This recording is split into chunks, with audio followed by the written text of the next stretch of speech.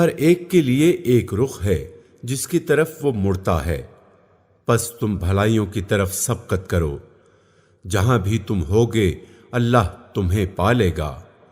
اس کی قدرت سے کوئی چیز باہر نہیں۔ تمہارا گزر جس مقام سے بھی ہو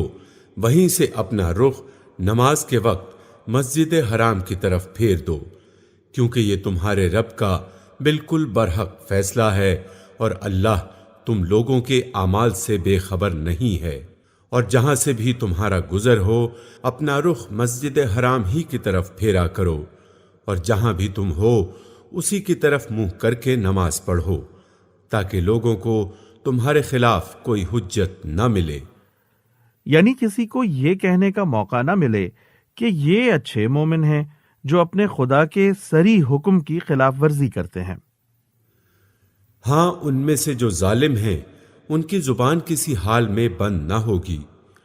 تو ان سے تم نہ ڈرو بلکہ مجھ سے ڈرو۔ اس فقرے کا تعلق اس عبارت سے ہے کہ اسی کی طرف منہ کر کے نماز پڑھو تاکہ لوگوں کو تمہارے خلاف کوئی حجت نہ ملے۔ اور اس لیے کہ میں تم پر اپنی نعمت پوری کر دوں، اور اس توقع پر کہ میرے اس حکم کی پیروی سے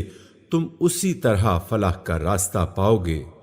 جس طرح تمہیں اس سے فلاں چیز نصیب ہوئی کہ ہم نے تمہارے درمیان خود تم میں سے ایک رسول بھیجا جو تمہیں ہماری آیات سناتا ہے، تمہاری زندگیوں کو سنوارتا ہے،